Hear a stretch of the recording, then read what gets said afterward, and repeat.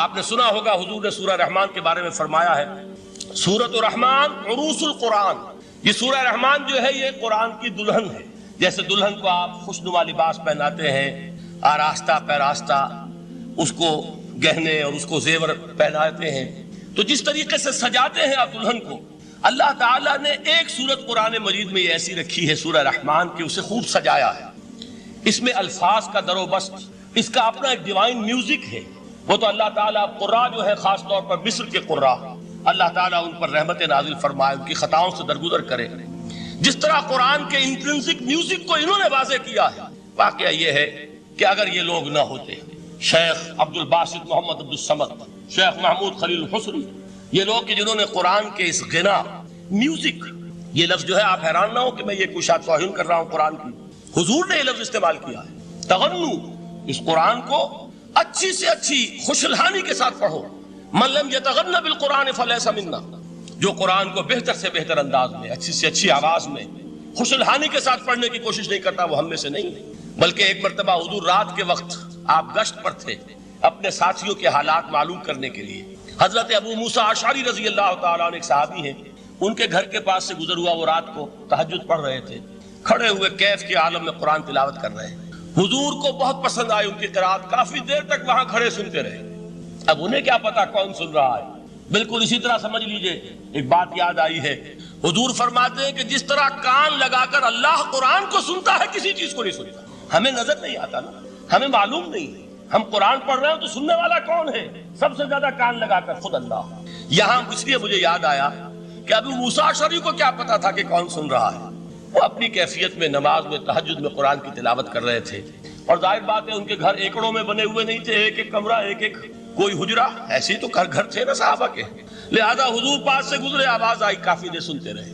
اس کے بعد آپ تشریف لے گئے، صبح فجر میں ملاقات ہوئی تو حضور نے تحسین کے انداز میں فرمایا، یا ابا موسیٰ انک قد اوتیت مزمارا من مزامیر آل داؤد، اے ابو موسیٰ تمہیں تو آل داؤد کے سازوں میں سے ایک ساز اللہ نے عطا فرما دیا۔ جس طرح حضرت داؤد، لہن داؤدی مشہور ہے کہ جب وہ پچھلے پہر رات کو حمد کے ترانے الاپتے تھے، قرآن میں ہے کہ پرندے شامل ہو جاتے تھے ساتھ، اور پہاڑ وجد میں آتے تھے، پہاڑ بھی ان کے ساتھ شریک ہوتے تھے۔ تو جس طرح کا اللہ نے ان کو لہن عطا فرمایا تھا، حضور نے تحسین کے انداز میں فرمایا ہے ابو موسیٰ اشعری، اللہ نے تمہیں بھی آل داؤد کے سازوں میں سے ایک ساز عطا فرمایا ہے۔ بہرحال قرآن مجید کا جو یہ میوزک ہے، قرآن کے الفاظ کا جو حسن ہے، جہاں تک حسن معنوی ہے وہ تو ہر لفظ میں ہے، لیکن یہ حسن ظاہری، حسن صوتی، حسن لفظی، یہ اپنے کلائمیکس پر آپ کو نظر آئے گا سورہ رحمان میں۔ لیکن قرآن میں یہ سورت اس اعتبار سے بھی ممتاز ہے، اس کی 4 آیات پر ذرا توجہ کریں گے، عجیب حقائق سامنے آئیں گے۔ جہاں یہ قرآن مجید کے حسن صوت اور حسن لفظی کی معراج ہے، وہیں اس کی پہلی 4 آیات میں 4 چوٹی کی چیزوں کا ذکر ہے، سب سے اونچی چیز ہے۔ پہلی آیت کیا ہے؟ الرحمن، ایک آیت ہو گئی۔ رحمان کیا ہے؟ اللہ کا نام ہے۔ کبھی آپ نے غور کیا اللہ کے ناموں میں سب سے پیارا نام کون سا ہوگا؟ رحمان۔ کیوں؟ اس کا مادہ کیا ہے؟ رحمت۔ ہمیں سب سے بڑھ کر جس چیز کی ضرورت ہے وہ کیا ہے؟ رحمت خداوندی۔ نام اچھی طرح سن لیجئے اس حضور کے قول کو۔ حضور فرماتے کوئی شخص جنت میں مجرد اپنے عمل کی بنیاد پر داخل نہیں ہو سکے گا جب تک کہ رحمت خداوندی دستگیری نہ کرے۔ کسی صحابی نے بڑی ہمت اور جرأت کا ثبوت دیا کہ پوچھ لیا، کیا حضور آپ بھی؟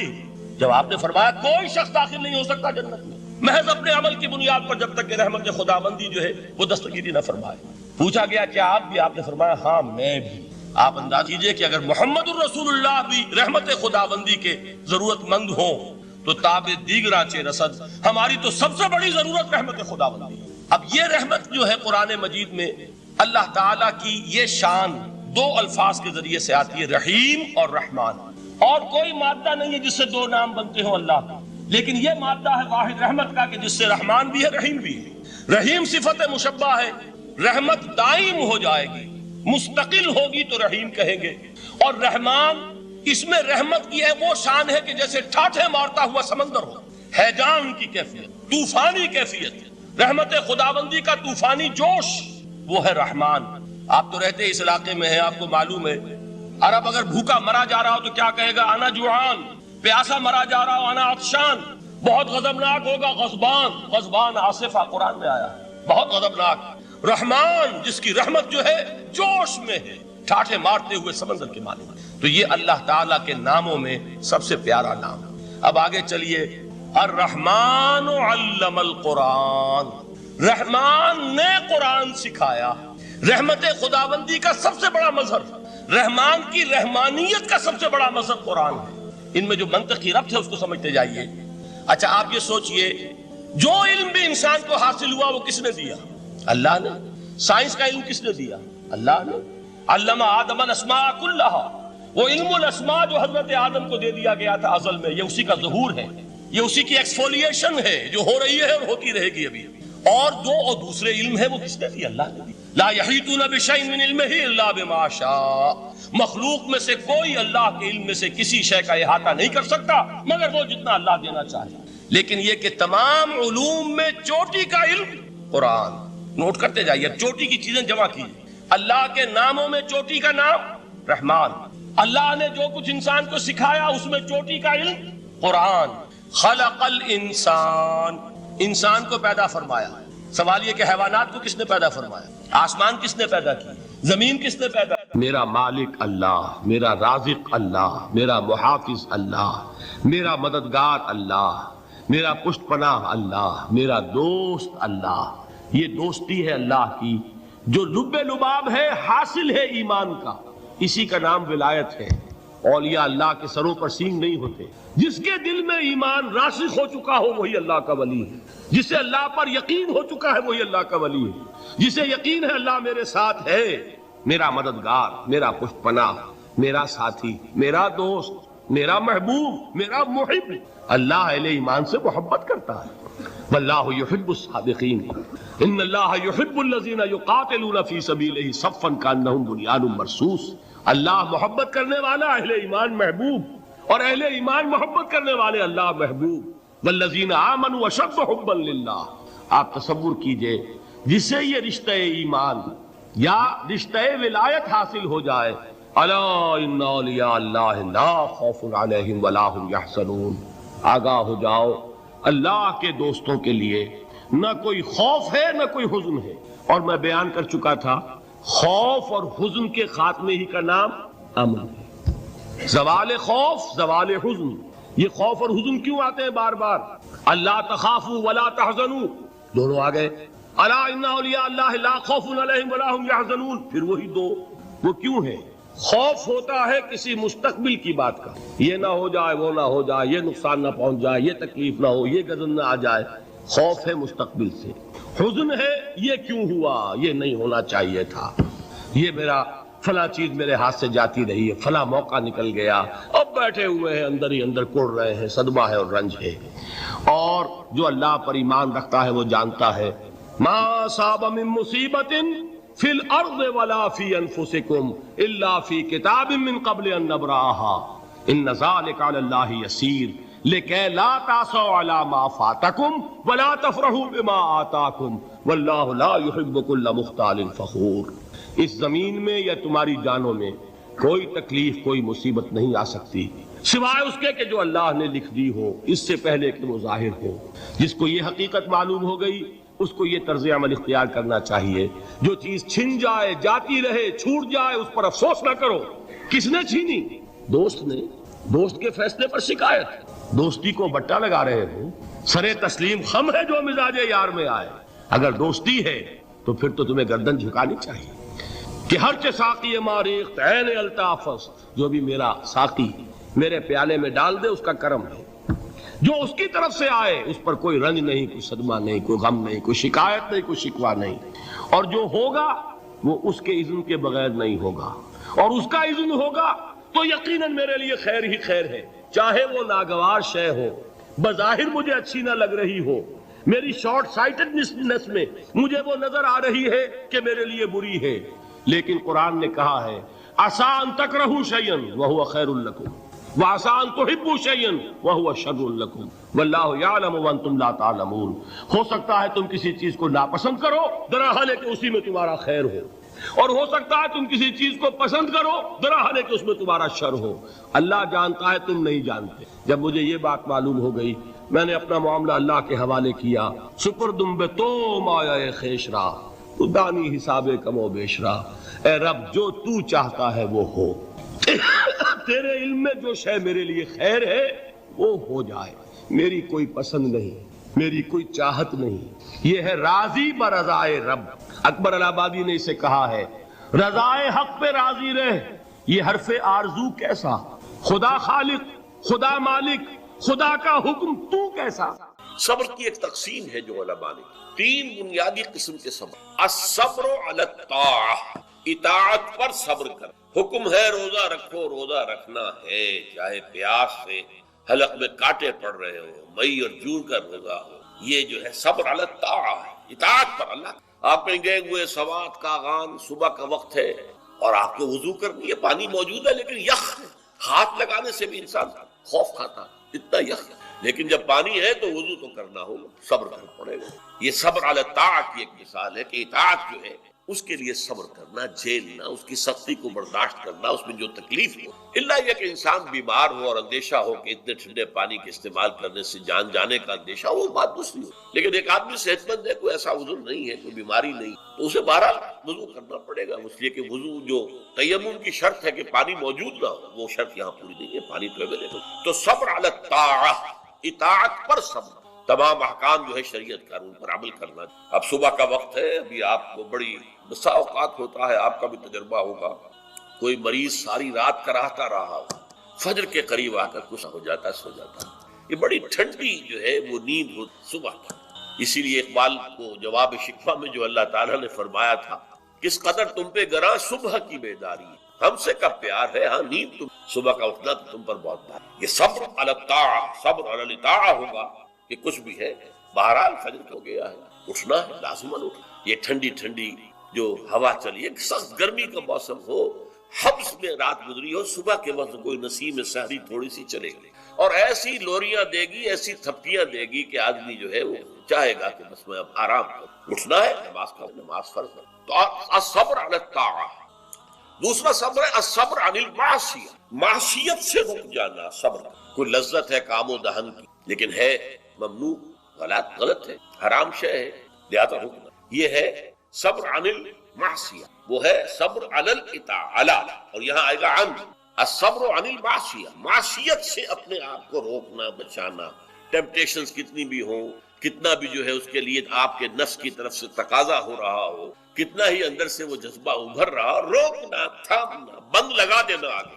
تیسرا صبر ہے صبر علی البلاء یا صبر علی الایذاء، آزمائش پر صبر کرنا اور ایذا پر صبر، اور صبر عن الطبع، یہ صبر علی البلاء جو ہے، اللہ تعالیٰ جو امتحان لیتا ہے انسان کا، ابتلاء، آزمائش، اللہ کی راہ میں جہاد کرنے میں ابتلاء آ رہا ہے، آزمائش آ رہی ہے، جان دینا پڑے، مال دینا ہے، یا اور اسی طرح سے اللہ کی طرف سے آزمائش آ گئی ہے، آپ پر کوئی مصیبت آ گئی، آیا اس میں آپ صابر رہتے ہیں یا اول فول بکنا شروع کر دیتے ہیں اللہ کے خلاف؟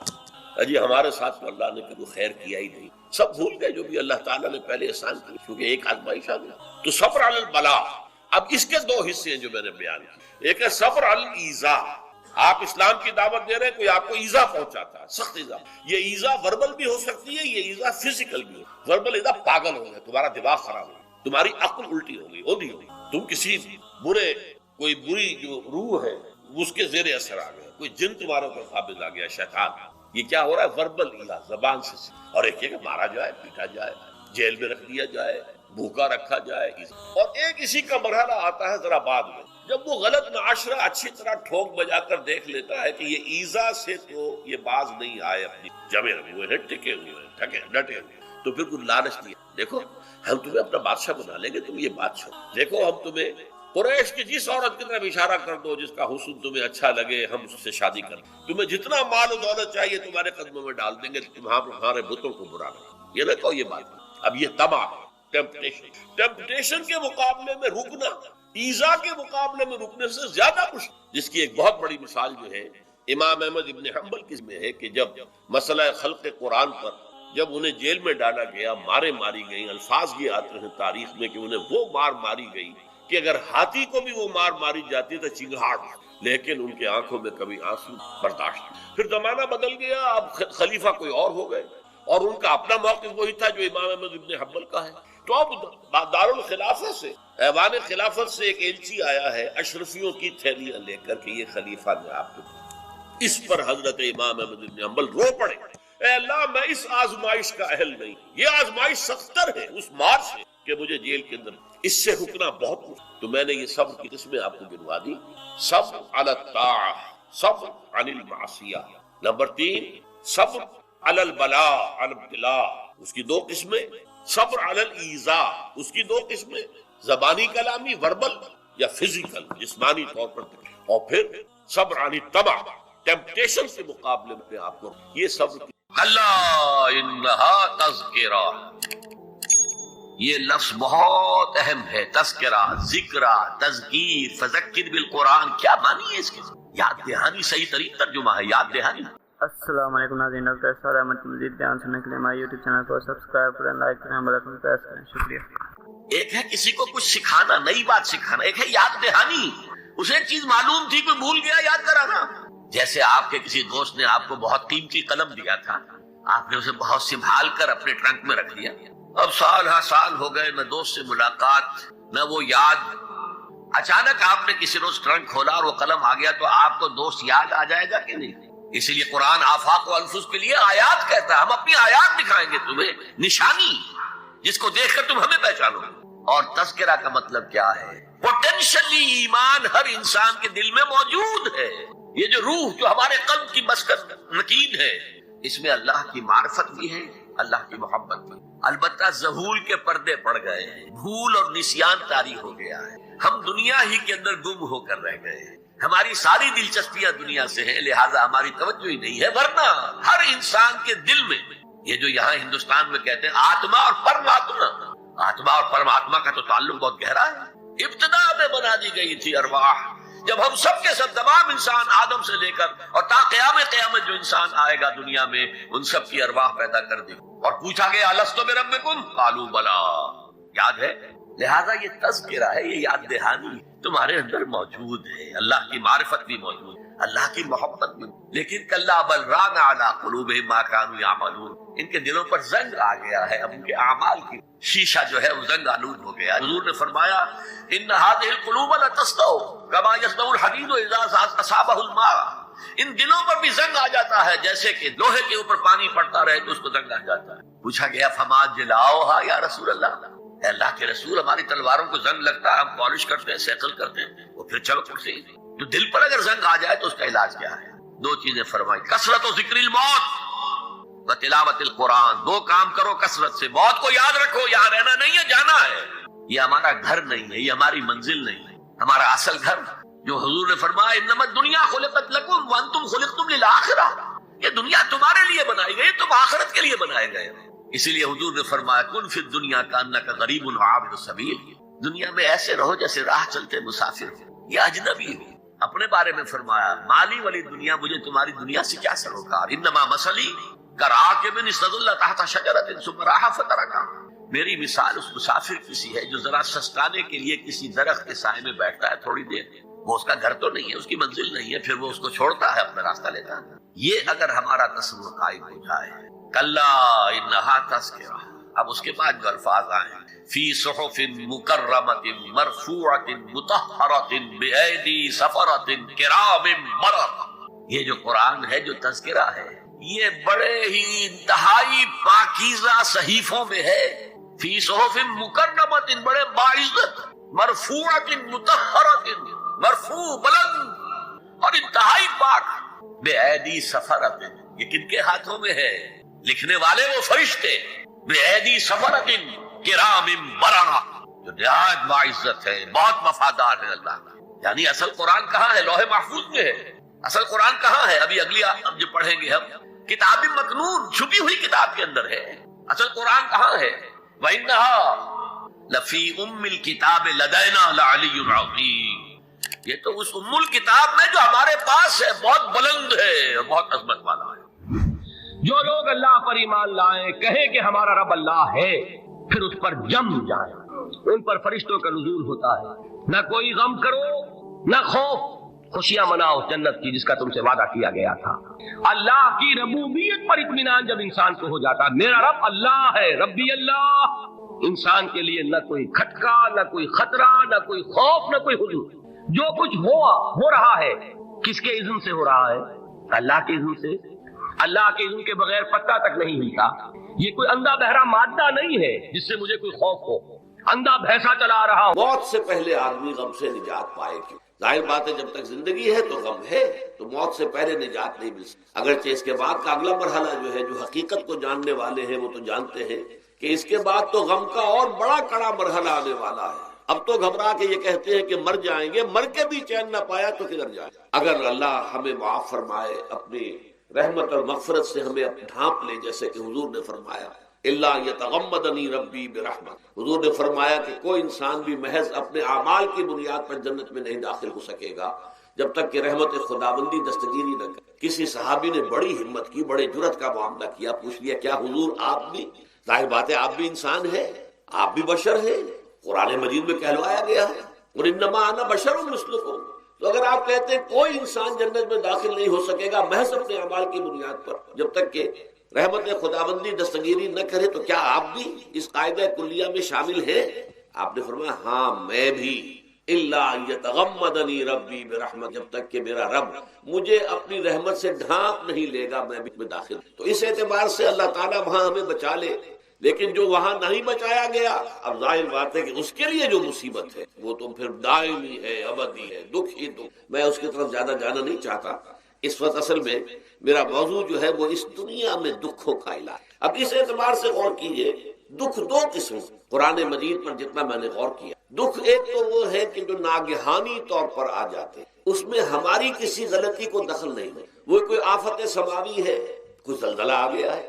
ابھی آپ کو معلوم ہے بھوج جو قصبہ تھا گجرات اسٹیٹ کا، انڈیا کا پورا ختم ہو گیا. اس میں بہت سے مسلمان، جب کوئی آفت سماوی آتی ہے تو وہ ظاہر بات ہے کہ پھر سب کے سب لوگ اس کی لپیٹ میں آ جاتے ہیں. زلزلہ آ گیا، کوئی اور طوفان آ جائے، جیسا کہ کئی مرتبہ آپ نے اخبارات میں پڑھا ہوگا اس سال امریکہ میں بہت طوفان آئے ہیں. مشرقی ساحل پر بار طوفان آئے، وہاں بھی لوگ مرتے ہیں، وہاں بھی چھتیں اڑ جاتی ہیں، وہاں بھی تباہی جو ہے آتی ہے. تو اس حوالے سے ایک تو ہے وہ ناگہانی آفات، آفت ارضی ہو یا آفت سماوی ہو. زلزلہ ہے یا آفت ارضی ہے، طوفان آ گیا ہے، کوئی سائیکلون آ گیا یا آفت سماوی ہے، یا کوئی آسمان سے بڑا سا پتھر آ جائے. آپ کبھی اخبارات میں پڑھتے ہوں گے کہ ایک بڑی چٹان پاس سے گزر گئی، بہت بڑی خلائی چٹان جو ہے زمین کے قریب سے ہو کر گزر گئی، زمین بچ گئی، ورنہ اگر وہ زمین سے ٹکرا جاتی تو نہ معلوم کتنا بڑا یہاں پر تباہی کا معاملہ. بڑے جو ہے شہاب گرتے رہے زمین کے اوپر، بڑی تباہیاں آتی رہی ماضی. تو ایک تو یہ ہے، اور ان میں بھی تقسیم کیجئے یہ ناگہانی تکلیف، ناگہانی مصیبت، یا کوئی آفت سماوی یا آفت ارضی. اس کی بھی پھر دو قسمیں ہو گئی. ایک وہ کہ جو افراد کو متاثر، انفرادی سطح، آدمی سڑک پر جا رہا تھا، پیچھے سے آ کر کسی گاڑی نے ٹکر ماری، گر گیا، ٹانگ ٹوٹ گئی.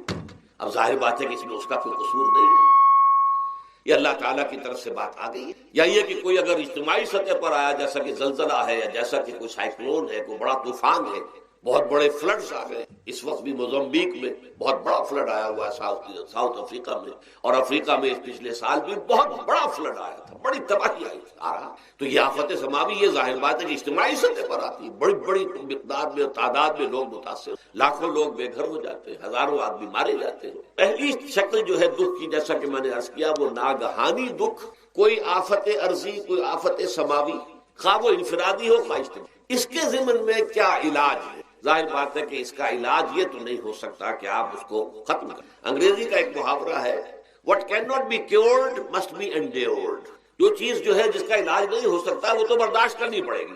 بعض بیماریاں بھی ایسی ہیں، ڈائبٹیز ہو گئی ہے، شوگر کا مرض ہو گیا، ڈاکٹر آپ کو بتائے گا کہ بھائی اب یہ مرض جائے گا نہیں، اب آپ کو اس مرض کے ساتھ ہی اپنے آپ کو ایڈجسٹ کر کے اپنی غذا وغیرہ اس کے مطابق طے کر لیجیے، ورنہ یہ کہ یہ نہ سمجھیے کہ یہ مرض چلا جائے گا. تو what cannot be cured must be endured. لہذا ان آفت سماوی و عرضی، چاہے وہ انفرادی سطح پر متاثر کرتی ہوں انسانوں کو، اور چاہے اجتماعی سطح پر، اس کا تو علاج ایک ہی ہے. عربی میں بھی ایک محاورہ یہ ہے کہ کسی نے پوچھا تھا کہ بچھو کے کاٹے کا کیا علاج ہے؟ البکاء الی الصباح. رات کو اگر کاٹا ہے کسی بچھو نے تو روتے رہو صبح تک، یہ علاج ہے، اس کا اور کوئی علاج ہے ہی نہیں. تو جو چیز لا علاج ہے اسے برداشت کر. گویا کہ یہاں جو اصل شے ہوگی کہ دنیاوی آفات، عرضی و سماوی آفات، ناگہانی آفات، ناگہانی مصیبت، ان کے ضمن میں ہمیں ایسی شے کی ضرورت ہے جو ہمارے اندر برداشت، اس کو جھیلنا آسان بنا، ہم اس کی وجہ سے بجھ کر نہ رہ جائیں. ہماری ہمتیں جواب نہ دے جائیں، ہمارا ارادہ ختم نہ ہو جائے، ہمارا حوصلہ پست نہ ہو جائے، بلکہ برداشت ہو، جھیلنا ہو، تحمل ہو۔ ابھی بٹر صاحب کہہ رہے تھے اللہ تعالیٰ ذرا سا متحمل ہے، میں نے کہا یہ بہت غلط بات کہہ رہے، اللہ بہت متحمل۔ وہ ذرا سا تو یوں سمجھیے کہ ان کے کہنے کے انداز میں یہ بات آ گئی، ذرا سا رحیم بھی ہے، نہیں وہ بہت رحیم ہے، بہت متحمل ہے، بہت حلیم۔ لیکن یہ کہ ہمیں یہ جو آفات سماویہ اور ارضیہ ہیں جو ہمارے اوپر آ جاتی ہیں اللہ کی طرف سے، ان کے ضمن میں ذہنی ایک ایٹیچیوڈ پیدا ہو جائے، سوچ کا ایک خاص رخ بن جائے، انسان کے احساسات ایک خاص طرز پر ڈھل جائیں، تو پھر ان کو برداشت کرنا آسان ہے۔ اور وہ کیا ہے؟ وہ ہمارے ایمان کا لازمی۔ ایمان ہمیں یہ بتاتا ہے کہ کوئی مصیبت زمین میں آتی ہے نہ تمہاری جانوں پر آتی ہے بغیر اذن رب۔ جو کچھ آ رہا ہے اللہ تعالیٰ کے فیصلے سے آیا ہے، یہ کوئی اندھا بہرا مادہ نہیں ہے، یہ کوئی اندھا بھینسا نہیں ہے کہ اس نے آ کے آپ کو ٹکر مار دی ہے، نہیں، یہ تو سمیع و بصیر، علیم و خبیر اللہ اور حکیم اور قدیر اللہ کا فیصلہ، لہذا یہ من جانب اللہ ہے، اس کو تم سمجھو کہ اللہ تعالیٰ کی طرف سے ہے۔ اور جب اللہ کی طرف سے ہے تو سورہ آل عمران میں فرمایا بیدہ الخیر، اس کے ہاتھ میں تو خیر ہی خیر ہے، یعنی بظاہر تمہیں محسوس ہوتا بھی ہو کہ یہ میرے لیے تکلیف دہ بات آ گئی، تو اس کو یوں سمجھو کہ اس کا نتیجہ جو میرے حق میں نکلے گا وہ خیر ہوگا۔ فوری طور پر تو تکلیف ہے، مجھے اچھی نہیں لگ رہی، ناگوار ہے، لیکن نتیجہ اس کا خیر نکلے گا۔ جیسے بچہ بیمار ہے، ماں اسے دوا پینے پر مجبور کر رہی، کڑوی دوا ہے، وہ تو سمجھتا ہے مجھ پر بڑا ظلم ہو رہا ہے، یا آپ لے گئے اسے ڈاکٹر کے ہاں ٹیکا لگوایا ہے، وہ تو چیخ رہا ہے، رو رہا ہے، لیکن آپ کو معلوم ہے، کاش اسے بھی معلوم ہو جائے کہ یہ میرے خیر کے لیے، میرے بھلے کے لیے۔ اگر اسے یہ معلوم اور محسوس ہو جائے تو اس کی تکلیف اس کے اندر بہت کمی آ جائے گی، وہ سہار لے گا اس کو، وہ برداشت کرے گا۔ اس حوالے سے اس کا جو ہمارے دین میں اس کا نام ہے، اس ذہنی کیفیت کا، ان احساسات کا، اسے اب کہتے ہیں تسلیم و رضا۔ جو کچھ آ رہا ہے اللہ کی طرف سے آ رہا ہے، لہذا سر تسلیم خم ہے، اے اللہ ہم قبول کر، رضا، ہر حال میں تیری رضا پر راضی، جو تیرا فیصلہ ہے ہمیں بصر و چشم ہے، تسلیم و رضا، ہم بھی تسلیم کی خو ڈالیں گے، بے نیازی تیری عادت ہے۔ اللہ تو بے نیاز ہے، لیکن اے اللہ تو ہمارے لیے جو بھی تکلیف کا تو نے فیصلہ کیا، ہم تسلیم کی خو ڈالیں گے، عادت پیدا کر لیں گے اپنے اندر کہ ہر ساقی ماریخ عین الطاف است، یہ میرا ساقی میرے پیالے میں جو کچھ ڈال دے اس کا لطف و کرم ہے۔ یہ مقام رضا ہے، یہ ایمان کا ایک ایسا تقاضا ہے کہ جس کو ہم کہیں گے ایمان کی حلاوت، ایمان کی مٹھاس۔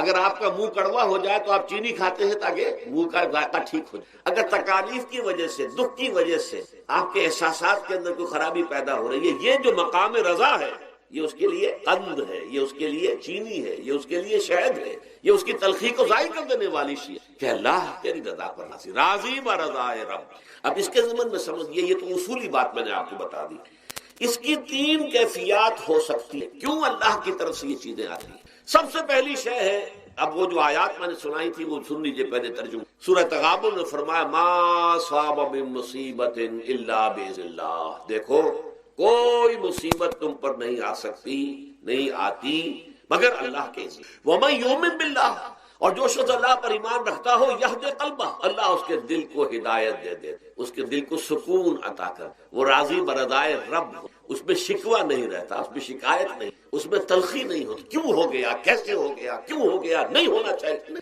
یہ سارا جو پیچ آدمی کھاتا رہتا ہے اندر ہی اندر، وہ جو پیچ کھا رہا ہے، یہ سب پیچ سے نجات نہیں۔ برو کشید سے پیچا کہ ہستمود مرا، چے اقدہا کے مقام رضا کشود مرا۔ یہ پیچ کھانا جو ہے، پیچا کے ہستمود، اس سے اللہ تعالیٰ نے مجھے نجات دے دی ہے مقام رضا کے ذریعے سے۔ کتنے بڑے بڑے عقدے میرے حل ہو گئے اس مقام رضا سے، چے اقدہا کہ مقام رضا کشود میرا، میرے تو بہت سے عقدے اس سے حل ہو گئے۔ اس حوالے سے ایک موٹی بات تو یہ ہو گئی، لیکن اب اس کو تین حصوں میں تقسیم۔ پہلی بات یہ کہ یہ اللہ کی طرف سے آزمائش، میرا بندہ اس پر صبر کرتا ہے یا نہیں، یا میرے خلاف بکواس کرنے پر آمادہ ہو۔ اللہ تو ایسا ہے، اللہ نے تو ہم پر کبھی کرم کیا ہی نہیں، اللہ تو ظالم، معاذ اللہ معاذ اللہ معاذ اللہ، کہیں ایسا تو نہیں، میرا بندہ جو ہے تکلیفتا ہے میری وجہ سے، یہ سمجھ کے کہ اللہ کی طرف سے آئی۔ یہ صبر جو ہے یہ بہت بڑی کامیابی ہے اگر انسان کو، اور اس صبر کے نتیجے میں دو اور باتیں پیدا ہوتی۔ یہ مضامین علیحدہ علیحدہ دروس کے اندر آتے رہے ہیں، لیکن آج ایک نئے عنوان کے تحت جمع ہو کر پہلی بات یہ ہوتی ہے کہ یہ امتحان کا نتیجہ کیا نکلتا ہے کہ آپ نے ایک امتحان پاس کیا تو آپ کے اگلے درجے میں ترقی ہو. 5ویں کا امتحان پاس کر لیا نا، 8ویں میں جائیں گے. اب 6ٹھی کا امتحان پاس کریں گے تو 7ویں میں جائیں گے. 7ویں کا پاس کریں گے تو 8ویں میں. درجہ بدرجہ انسان کی دینی، ایمانی اور روحانی ترقی کا ذریعہ یہ آزمائش میں. جتنا اس میں صبر ہوگا، جتنا اس میں تسلیم و رضا جو ہے آپ حاصل کرتے جائیں گے تو آپ کے درجے بلند ہوتے جائیں گے. آپ کا امتحان کڑے سے کڑا آئے گا، بڑے سے بڑا آئے گا، مشکل سے مشکل تر آئے گا. ایک وقت میں ایم اے کا امتحان بھی آپ کو دینا ہوگا. ایک وقت میں ہو سکتا ہے پی ایچ ڈی کے لیے تھیسس آپ لکھیں، پھر اس کے اوپر جو ہے ٹیم بیٹھی ہوئی اور آپ سے وہ بحث کرے، جرا کرے آپ سے، وہ بھی کرنا ہوگا. لیکن یہ کہ اگر پرائمری ہی میں فیل ہو گئے تو اس کا سوال ہی پیدا نہیں ہوتا کہ کبھی آپ ایم اے کا یا پی ایچ ڈی کا تھیسس. اور اسی کو دوسرے انداز میں کہا گیا ہے قرآن مجید میں،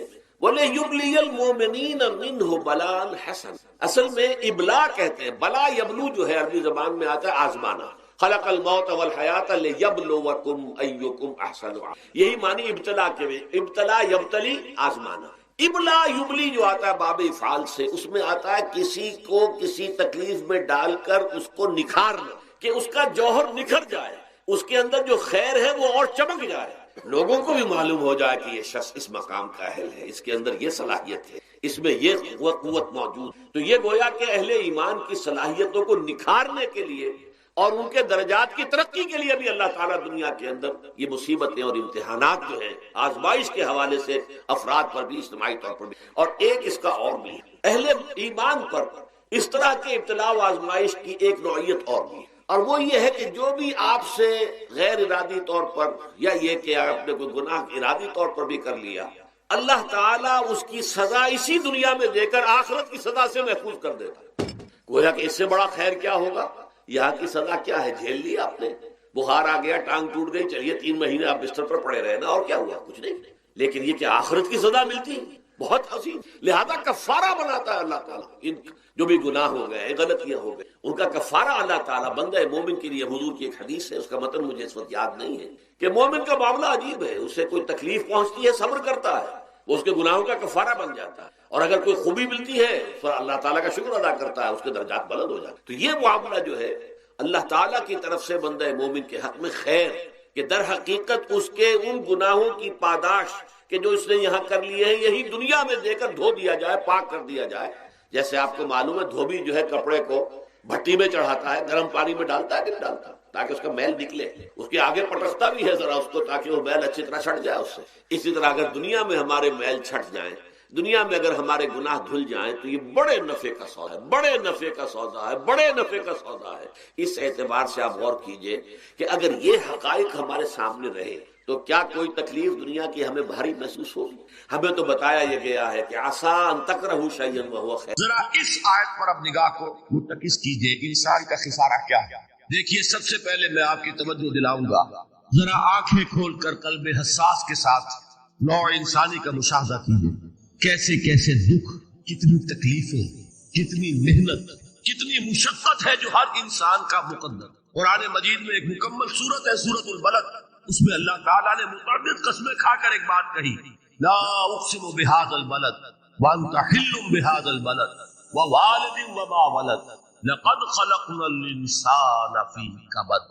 ہم نے انسان کو مشقت ہی میں پیدا کیا. یہ مشقت ہر انسان کا مقدر ہے. لوگ گھروں کو چھوڑ کر آئے ہوئے، کہاں کہاں انسان جاتا ہے. یہ اس دنیا میں محنت اور مشقت. ہاں ایک مغالطہ ہو جاتا ہے کہ شاید یہ محلوں میں رہنے والے جو ہے انہیں کوئی مشقت نہیں، انہیں کوئی دکھ نہیں. حالانکہ حقیقت یہ نہیں ہے. جو جتنا امیر ہے آپ دیکھیں گے اس کی جسمانی مشقت کم ہے، ذہنی کوفت زیادہ. ٹرینکولائزرز کی انہیں ضرورت پڑتی ہے، انہیں سیڈیٹیوز چاہیے. خواب آور دوائیں مزدور کو نہیں کبھی ضرورت پڑے. وہ 8 گھنٹے کی محنت کرنے کے بعد احساس ہوتا ہے کہ وہ صبح ہی کی خبر لے گا. اور یہ وہ لوگ ہیں کہ جن کو ہپنوٹکس، خواب آور دوائیاں، سیڈیٹیوز، مسکن ادویات، یہ سارا لیبلیم اور یہ ویلیم اور یہ فلاں اور یہ فلاں، یہ کہاں جاتا ہے؟ ذہنی سکون اور اطمینان انسان کو حاصل ہے. کسی کی جسمانی مشقت ہے، کسی کی ذہنی مشقت ہے. میں آپ کو یاد دلانا چاہتا ہوں مہاتما گوتم بدھ کا معاملہ. 30 برس کی عمر میں کپل وستو کا شہزادہ محل کو چھوڑ کر نکلے. جوان بیوی کو سوتا ہوا چھوڑ کر گیا، شیر خوار بچے کو چھوڑ کر راجدھانی میں رہنے والا محل کا باسی، جسے یہ معلوم ہے کہ باپ کے بعد مجھے یہ سلطنت ملنے والی ہے، کیوں گیا؟ کبھی کبھی آپ نے سوچا؟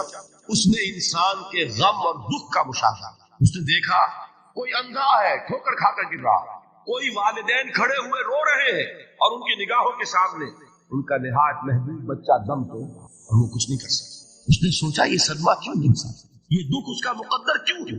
اس صدمے سے اس دکھ سے نجات پانے کی بھی کوئی شکل ہے کہ نہیں؟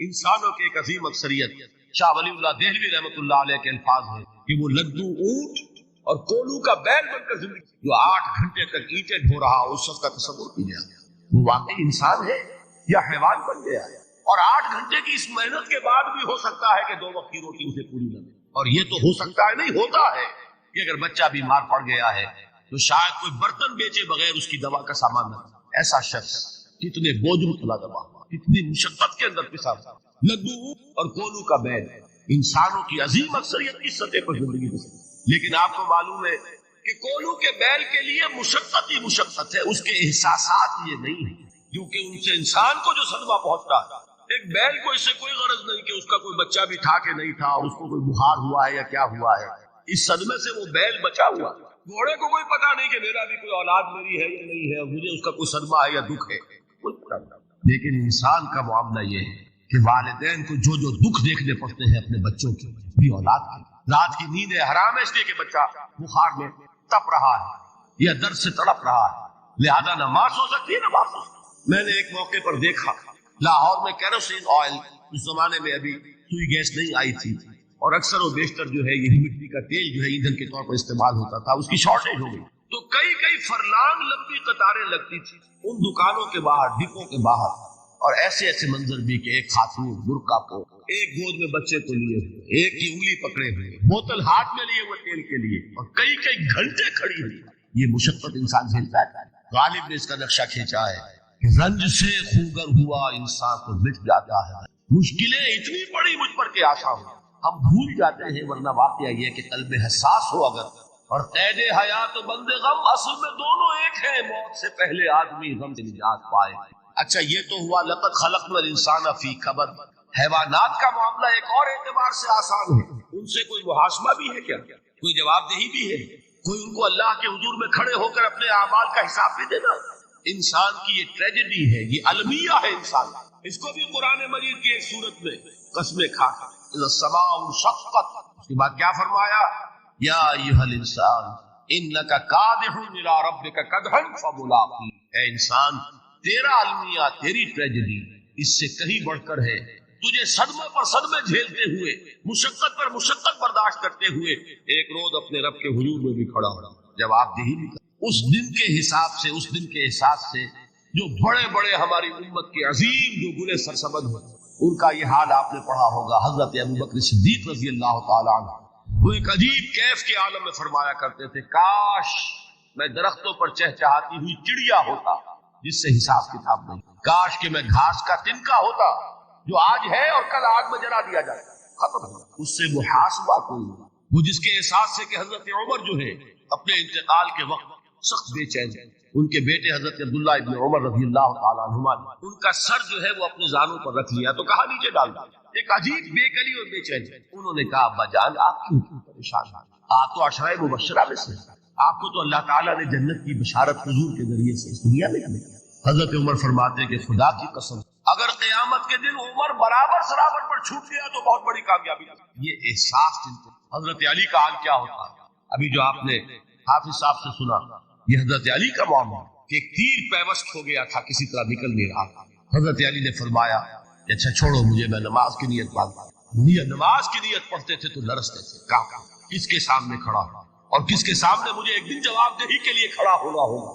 لن تزولا قدم ابن آدم، حضور نے خبر دی ہے ابن آدم کے قدم ہل نہیں سکیں گے، جیسے مجرم کھڑا ہوتا کٹہرے کے اندر، اس کٹہرے میں سے ہل نہیں سکو گے، حتی یسأل عن خمس، جب تک کہ 5 چیزوں کا حساب نہ لے لیا۔ وہ 5 چیزیں کیا ہے؟ کان کھول کر سنیے۔ عن عمرہ فیما افنا، عمر کا حساب دو، یہ 80 برس اور 70 برس ہم نے تمہیں دنیا میں دیے، کہاں ضائع ہے؟ وعن شبابہ فیما ابلا، اور خاص طور پر جوانی کا دور، امنگوں کے دن، ولولے ہوتے ہیں، قوت ہوتی ہے، توانائی ہوتی ہے، آدمی چلتے ہوئے زمین پر پاؤں مارتا، قوت جو ہے وہ اپنا اظہار چاہتی ہے، یہ جوانی کہاں گلائی؟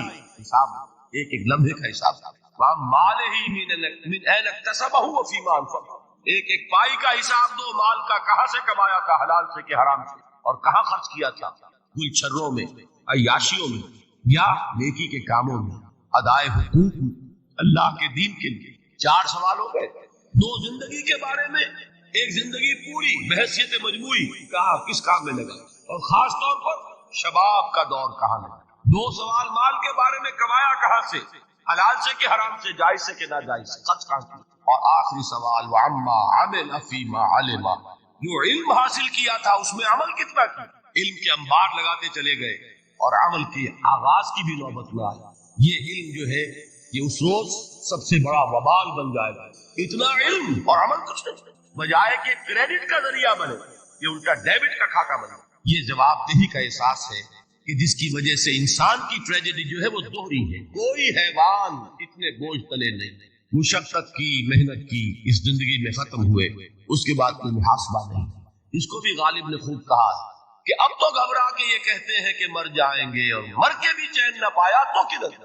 یہ ہے وہ ہیومن ٹریجڈی، اور وہ یہ ہے کہ اس قیامت سے پہلے پوری دنیا میں حق کا بول بالا ہو۔ اچھا، یہ وہ بات ہے جو دنیا کے اکثر مذاہب ہیں، اکثر مذاہب، اور خاص طور پر جو 3 یہ مذاہب ہیں جنہیں ابراہیمی مذاہب کہا جاتا ہے، یہودیت، عیسائیت اور اسلام، جو صراحت کے ساتھ یہود کے ہاں بھی عقیدہ موجود، عیسائیوں کے ہاں بھی ہے، مسلمانوں کے ہاں بھی ہے، کہ اس سے پہلے، اس کائنات کے ختم ہونے سے پہلے، اس زمین کی قیامت آنے سے پہلے، اس پر اللہ کا دین غالب، کنگڈم آف ہیون اور ارتھ۔ اور یہی بات حضرت مسیح نے کہی تھی اپنے اس وقت کے جن یہودیوں سے مخاطب، ریپینٹ، توبہ کر لو، for the kingdom of heaven is at and.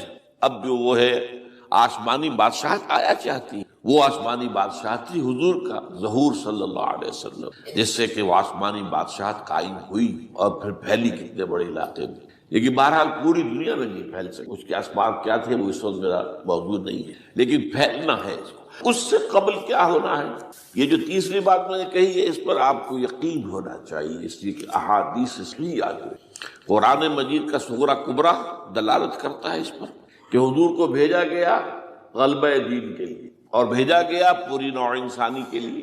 تو جب تک پوری نوع انسانی پر دین غالب نہ ہو تو حضور کا مقصد بعثت ابھی مکمل نہیں۔ اسی کو اقبال نے کہا تھا، وقت فرصت ہے کہاں، کام ابھی باقی ہے، نور توحید کا اتمام ابھی باقی ہے۔ یہ چمن معمور ہوگا نغمہ توحید سے، ایک وقت آئے گا کہ پورا یہ قرآ جو ہے نغمہ توحید کے ساتھ اس کا جو ہے گونج جائے گا، لیکن یہ کہ ابھی تو نہیں ہوا ہے، نہ ہونا ہے۔ اس سے پہلے کا معاملہ ایک ہے کہ جس کی خبریں دی گئی ہیں، اور وہ ہے کہ قیامت میں اس نظام دین حق کے غالب ہونے سے پہلے بڑی خوفناک جنگوں کا ایک سلسلہ ہے جس کی خبریں دی۔ یہ یہود کے ہاں بھی ہیں خبریں موجود، عیسائیوں کے ہاں بھی ہیں، جو بائبل کا آخری باب ہے ریولیشنز آف سینٹ جان، وہ کاشفات یوحنا ترجمہ کیا جاتا ہے، اور حضور کی احادیث میں بھی ملاحم، باب الملاحم، یہ بہت سی کتابوں کے اندر باقاعدہ ابواب ہیں، ایک باب الملاحم، جنگوں کا۔ ان میں سے ایک جنگ وہ ہے جسے کہا ہے اس یوحنا کی مکاشفات میں آرمگدان، اور غالباً اسی کو حضور نے قرار دیا ہے الملحمۃ العظمیٰ، عظیم ترین جنگ، الملحمۃ۔ تو یہ بھی یقینی چیزیں ہیں کہ یہ ہونے والی ہے۔ یہ ملاحم کیوں ہوں گے؟ آپ اس میں اچھی طرح سمجھ لیجئے کہ اس میں ایک تو ہے عذاب اکبر جو آئے گا یہودیوں، ایک ہے عذاب اصغر جو آئے گا مسلمانوں۔ میں نے یہ آج سے 20 سال پہلے کتاب لکھی تھی جو مختلف، پہلے تو وہ نوائے وقت کے اندر کالم کی شکل میں شائع ہوئی تھی، پھر یہ کہ موجودہ اور سابقہ مسلمان امتوں کا ماضی، حال اور مستقبل، غالباً اس وقت آؤٹ آف پرنٹ ہے وہ کتاب۔ بہرحال جن کو بھی دلچسپی ہو وہ اسے کہیں سے حاصل کر لے، لائبریری سے، مکتبے سے مل جائے گی، پڑھے اسے۔ یہ 20-22 سال پہلے کی بات ہے، کوئی آج کی بات نہیں۔ تو اس میں ان تمام چیزوں کا میں نے تذکرہ کیا ہے، اس لیے کہ عذاب اکبر اس کو کہتے ہیں کہ کسی قوم کا نام و نشان مٹا دیا۔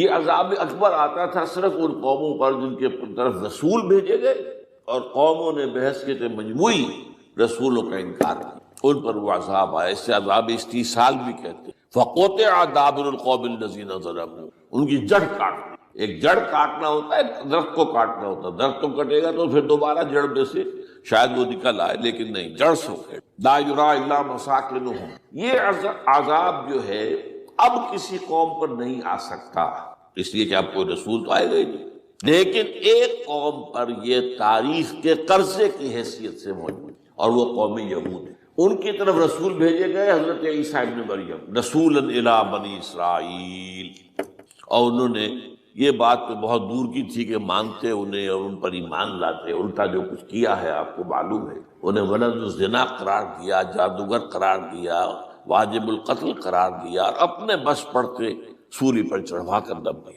حالانکہ بات ہوا یہ نہیں ہے، اللہ نے انہیں اس سے پہلے ہی زندہ اٹھا دیا آسمان پر، دوبارہ وہ آئیں گے۔ بہرحال لیکن اس قوم کے اوپر وہ عذاب جو ہے وہ قرض ہے تاریخ کا، وہ قرض ادا ہوگا۔ حضرت مسیح علیہ السلام ہی آئیں گے دوبارہ، اور ان کے ہاتھوں اس امت کا خاتمہ ہوگا، ایک ایک فرد ختم ہو جائے گا۔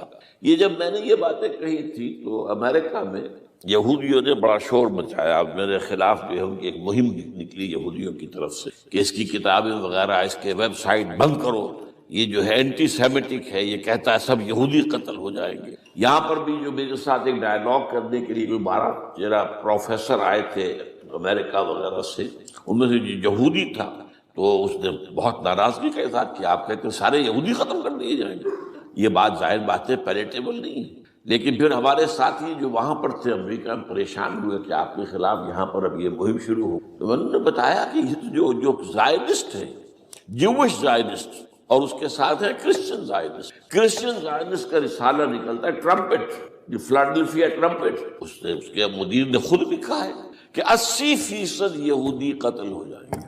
اس کو میں نے یوں سمجھا ہے کہ 20% وہ ہوں گے کہ جو حضرت مسیح کی آمد ثانی پر ایمان وہ بن جائیں گے، لیکن باقی جو اڑے رہیں گے اس کے بعد بھی تو وہ ختم کی۔ تو یہ عذاب الاکبر جو ہے تاریخ کا ایک قرض ہے کہ جو ادا ہوگا، ورنہ کسی اور قوم پر یہ عذاب اکبر اب نہیں۔ لیکن دوسرے درجے میں یہ عذاب ہوگا امت مسلمہ پر۔ امت مسلمہ بھی تو عذاب کی مستحق ہو گئی۔ وہ عذاب جو یہودیوں پر بہت پہلے آئے تھے، ضربت علیہم الذلۃ والمسکنۃ وباؤوا بغضب من اللہ، یہ تھا کہ نہیں تھا؟ حالانکہ انہوں تو یہ خیال تھا کہ we are the chosen people of the Lord, ہم تو اللہ کی منتخب قوم ہے، وی آر دس۔ قرآن کہتا ہے کہ ان کا قول یہ تھا نحن ابناء اللہ واحباؤہ، ہم تو اللہ کے بیٹوں کی طرح ہیں اور اللہ کی جو ہے بہت چہیتے ہیں۔ عذاب آئے، نبوکدنضر کے ہاتھوں آیا، اسیرینز کے ہاتھوں آیا، پھر یونانیوں کے ہاتھوں، الیگزینڈر دی گریٹ کے ہاتھوں آیا، پھر رومنوں کے ذریعے سے آیا، اور پچھلی صدی میں جرمنوں کے ذریعے سے عذاب آئے۔ یہ عذاب تو لیکن قوم ختم نہیں ہوئی، وہ عذاب اکبر نہیں تھے، یہ عذاب مختلف حصوں میں آئے اور بڑی بڑی تباہیاں آئیں، لیکن وہ عذاب اکبر نہیں۔ اسی طرح کے عذاب ہم پر بھی آئے، ہم پر کروسیڈرز آئے اور لاکھوں مسلمان قتل ہوئے۔ یروشلم ہمارے ہاتھ سے 88 برس تک نکلا رہا اور اس پر عیسائیوں کا قبضہ رہا، ندیاں خون کی بہہ گئی مسلمانوں، اور پورا میڈیٹرینین کا ایریا جو ہے تقریباً قبضے میں رہا ہے عیسائیوں۔ پورا یورپ اس وقت آیا تھا، جو کروسیڈ نا 250 برس تک وہ جاری رہے، waves after waves of the crusaders coming and attacking and conquering the cities. یہ جتنی بھی فلسطین وغیرہ کا علاقہ ہے جس کے اندر ان کا اثار ہے، اور شام کا علاقہ شاید۔ پھر آپ کو معلوم ہے ہمارے اوپر عذاب اس سے بھی بڑا، اس سے کئی گنا بڑا آیا تاتاریوں کے ہاتھوں، کروڑوں کے قریب انسان جو ہے مسلمان قتل ہوئے۔ پھر اس کے بعد آپ کو معلوم ہے کہ پھر یہ یورپین کولونیلزم آ گیا، جیسے ان پر آئے تھے یونانی اور پھر رومی اور اب پھر جرمن، ہم پر آئے انگریز آئے، کہیں ولندیزی آئے، کہیں ڈچ آئے، کہیں ہسپانوی آئے، کہیں اطالوی آئے، کہیں اسپینیئرز آئے، اور پورا کا پورا عالم اسلام ان کے زیر نگی آیا کہ نہیں آیا، دی کلونیل ایرا جسے آپ کہتے ہیں۔ تو وہ عذاب ابھی اس امت کے اوپر اور باقی ہے، ایک قرض ہے، اور وہ کیا ہے؟ یہ کلونیل ایرا جب ختم ہوا ہے، ہم آزاد ہونے شروع ہوئے۔ اب یہ ہمارے لیے ایک امتحان کا مرحلہ تھا بہت بڑا۔ آزاد ہو کر تم کیا کرتے ہو؟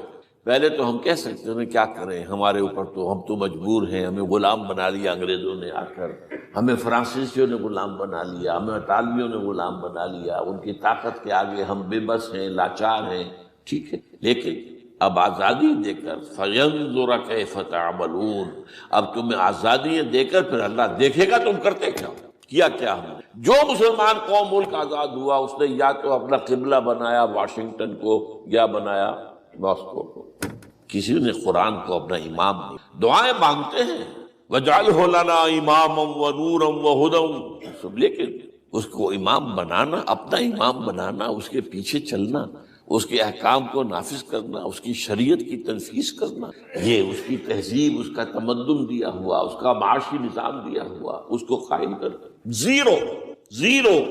اس لیے بہت بڑے عذاب کے ہم مستحق۔ بات کڑوی ہے، اچھی نہیں لگے گی، لیکن میں یہ آج سے نہیں کہہ رہا ہوں، میں سن 80 سے یہ باتیں کر رہا ہوں، نوٹ کر لی۔ البتہ اس میں یہ ہے کہ اس امت کا معاملہ سب کا ایک جیسا نہیں، لیسو سواء، جیسے سورہ آل عمران میں کہا گیا ہے کہ یہ اہل کتاب بھی سب ایک جیسے نہیں، ان میں بھی کچھ نہ کچھ نیک لوگ تھے۔ امت قائمۃ آناء اللیل، راتوں کو کھڑے رہنے والے، عبادت کرنے والے موجود تھے۔ عیسائیوں میں احبار اور رہبان جو تھے وہ بڑے نیک لوگ تھے، اس وقت بھی موجود تھے، لیکن بحثیت مجموعی کا معاملہ کیا ہے اس کو دیکھنا پڑتا ہے، بحثیت مجموعی صورتحال کیا ہے۔ تو صورتحال کیا ہے کہ ہم نے کہیں بھی اللہ کے دین کو قائم نہیں کیا، مذہب تو ہے لیکن ظاہر بات ہے کہ جرم جو ہے تو پوری امت کا، لیکن سب برابر نہیں ہے۔ سب سے بڑے مجرم عرب مسلمان، کیوں؟ انہیں اللہ نے جو مقام دیا وہ کسی اور کو نہیں دی، حضور ان میں سے تھے، یہ رتبہ بلند ملا جس کو مل گیا، رسول عربی ہے نا۔ نمبر 2، ان کی مادری زبان میں اللہ کی کتاب موجود، انہیں اس کو سمجھنے کے لیے کوئی نئی زبان پڑھنے کی ضرورت نہیں۔ کوئی ہمارے لیے تو یہ صرف پڑھیں، نحو پڑھیں، یہ پڑھیں، وہ پڑھیں، تب کہیں جا کر اپنی آنکھ سے قرآن پڑھیں، ورنہ ترجمہ پر گزارا کریں۔ ترجمہ ظاہر بات انسپائر نہیں کر سکتا آدمی، ترجمہ تو سیکنڈ ہینڈ نالج ہے۔ جب آپ ترجمہ پڑھ رہے ہیں تو گویا کہ آپ اس مترجم کی آنکھ سے پڑھ رہے ہیں، اپنی آنکھ سے تو نہیں پڑھ رہے۔ لہٰذا یہ سب سے بڑا عذاب تو ان پر آنا ہے۔ وہ جو میں بیان کر چکا ہوں، گریٹر اسرائیل کے قیام کا معاملہ کیا ہے، تباہی تو انہی ملکوں پر آئی ہے، وہ شام ہے، عراق ہے، اس کے لیے پہلا قدم اٹھایا تھا، ابھی تو اس کو ناکام بنا دیا ہے۔ اللہ تعالیٰ کی جو بھی حکمت ہے، جو عراق پر حملہ تھا وہ اصل میں اس لیے تھا کہ گریٹر اسرائیل کی طرف پہلا قدم تھا۔ شیرون نے کہہ دیا تھا، یہ جو پڑا ہوا ابھی کہیں مرا نہیں ہے، اس نے کہا تھا جیسے یہ صدام کی حکومت ختم ہوئی ہے اور اس کے مجسمے گرائے گئے ہیں کہ ان قریب عراق پر ہمارا قبضہ ہو، یہ اصل میں تھا اس گریٹر اسرائیل کی طرف پہلا قدم۔ لیکن بات ہونا، نقشے جو اب آ رہے ہیں دنیا میں، اب تو بہت عام ہو گیا، 2006 سے چھپا ہوا نقشہ ہے وہ، اور ہمارے اخبارات میں اس کا آدھا ابھی آیا ہے، باقی آدھا تو لیا ہی نہیں گیا گا، باقی آدھا ہے مڈل ایسٹ سے متعلق ہے۔ وہاں جو نئی تقسیم ہونی ہے، عراق کے 3 حصے ہونے، ایک حصہ کردستان کے ساتھ مل جائے گا، وہ گریٹر کردستان، ایران کا کردستان، عراق کا کردستان، ترکی کا کردستان ملا کر ایک کردستان، جیسے ہمارے ہاں پاکستان کا بلوچستان، افغانستان کا بلوچستان اور ایران کا بلوچستان ملا کر گریٹر بلوچستان بنے گا۔ یہ ممکن نقشہ، یہ نقشہ تو اس میں دیا گیا ہے جو اب اخبارات میں چھپے، وہ اگلا حصہ جو ہے وہ میں آپ کو بتا رہا ہوں۔ اور جو سعودی عرب کے ٹکڑے ہوں گے کہ ایک چھوٹی سی ریاست بنا دی جائے گی مکہ مدینہ شہروں کے اوپر مشتمل، یہ ویٹیکان ہوگا، جیسے ویٹیکان سٹی ہے روم کے اندر، یہ عیسائیوں کا ایک بڑا مرکز ہے، تو ایک چھوٹی سی حکومت اسے کہتے ہیں، علیحدہ ہے، وہاں عالمی حکومت کا قبضہ نہیں ہے، وہاں پہ ان کی اپنی حکومت ہے، پوپ کی حکومت ہے۔ ایسے ایک ویٹیکن، گویا کہ ایک مسلم ویٹیکن بنا دیا جائے گا مدینہ، یہ ان کے نقشے ہیں۔ یہ نہ سمجھے کہ ایسا ہوگا، یہ تو اللہ جانتا ہے، لیکن یہ کہ جو ہوگا وہ تو میں نے کئی دفعہ کہا، وہ تو اللہ کو معلوم ہے، یمکرون و یمکر اللہ، وہ اپنی سی چالیں چل رہے ہیں، اللہ اپنی چال چل رہا ہے، لیکن نقشوں کی یہ بہرحال اس میں جو بھی ہے یقیناً ایک حد تک کامیابی انہیں ہوگی جس کی خبریں ہمیں دی۔ گریٹر اسرائیل ایک دفعہ قائم ہوگا، سعودی عرب سے بھی شمالی حصہ لے لیا جائے گا، مدینے میں داخل نہیں ہو سکے بس۔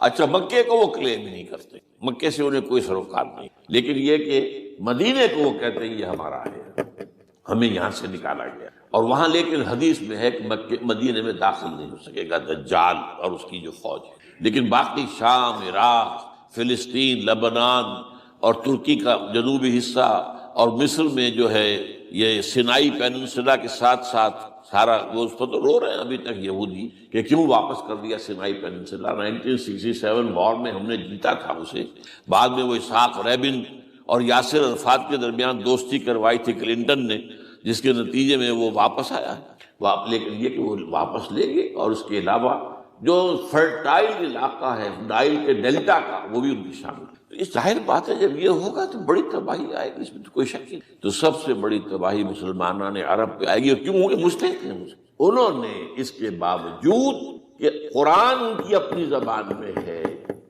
انہوں نے اس قرآن کو اپنا امام نہیں۔ نمبر 2 پر میں ہمیشہ کہتا رہا ہوں کہ جو مسلمانان عجم، اگر فرض کیجئے کہ 140 کروڑ مسلمان سے دنیا میں ہیں تو 30 کروڑ کے قریب جو ہیں وہ عرب ہیں، باقی 110 کروڑ جو ہیں، 1 ارب سے زیادہ تو غیر عرب مسلمان۔ ان میں سب سے بڑے مجرم جو ہیں وہ ہم مسلمانان پاکستان۔ ہم نے ایک تقسیم کرائی اسلام کے نام، ہم نے کہا کہ ہم اسلام کا نظام قائم کریں گے، اور اللہ نے ہمیں معجزے کے طور پر حکم عطا کر دیا پاکستان۔ اب قمری حساب سے 63 برس گزر چکے ہیں، جو آپ 61 کہتے ہیں، اگر قمری حساب رکھے 63 برس کہاں ہے، لہذا مستقل۔ لیکن اب اس میں یہ ضرور ہے کہ ابھی پاکستان کے معاملے کو میں سمجھتا ہوں کہ ہینگنگ ان دی بیلنس والا معاملہ، ابھی نہیں کہہ سکتے۔ اللہ تعالیٰ شاید کوئی توفیق دے دے، کوئی معجزہ ہو جائے، کیونکہ میرا تو یقین یہ ہے کہ یہ قائم بھی معجزے سے ہوا ہے، جس پر میں نے تفسیر کتاب میں لکھا ہوا ہے اپنی استحکام پاکستان، اور اب کوئی دوبارہ معجزہ ہو سکتا ہے۔ اور وہ معجزہ کیا ہوگا کہ پوری قوم میں توبہ کی ایک کیفیت پیدا ہو جائے، اللہ کے کرنے سے ہو سکتی۔ تمام انسانوں کے دل جو ہے اللہ کی 2 انگلیوں کے مابین ہے، حضور نے ہمیں خبر دی، جدھر چاہتا ہے پھر تو کوئی عجب نہیں کہ ایسا ہو جائے۔ بہرحال اس اعتبار سے میں آپ سے عرض کر رہا ہوں کہ یہ پاکستان کے بارے میں نے جو آپ کو 2 آیتیں سنائی ہیں سورہ انبیاء کی، اس آخر کے حصے میں آئی ہیں سورہ انبیاء میں، وَإِنْ أَدْرِي أَقَرِيبٌ أَمْ بَعِيدٌ مَا تُوعَدُونَ۔ دیکھو لوگوں، مجھے یہ معلوم نہیں ہے کہ جس عذاب خداوندی کا تم سے وعدہ کیا جا رہا ہے وہ قریب آ گیا یا دور ہے۔ یہ حضور سے کہا جا رہا ہے، قل، آپ یہ کہہ دیں، ان ادری اقریب ام بعید ما تُوعدون۔ ساتھ ہی یہ بھی فرمایا وَإِنْ أَدْرِي لَعَلَّهُ فِتْنَةٌ لَكُمْ وَمَتَاعٌ إِلَىٰ حِينٍ، اور مجھے نہیں معلوم، ہو سکتا ہے کہ یہ تمہارے لیے ایک فتنہ بن کر معاملہ آ گیا ہو اور ابھی تمہیں اور مہلت دے دی۔ اس حوالے سے ہم نہیں کہہ سکتے۔ اب آپ کو معلوم ہے، میں تفصیل سے بیان کر چکا ہوں جس طریقے سے مجموعی طور پر پاکستان میں گھیراؤ کیا گیا ہے، اور جس طریقے سے یہ جتنا نیو کونز کا اور کرسچن اور جو جیوش زائنسٹ ہیں، اور اب ان کے اندر اضافہ کیجئے ہندو زائنسٹ کا، اب یہ جس طریقے سے گھیرے کے اندر لے رہے پاکستان، جس طرح بھارت کی فوج افغانستان میں بھی آ رہی ہے، اس نے اپنے کتنے قونصل خانے کھولے ہوئے ہیں افغانستان میں، کس لیے؟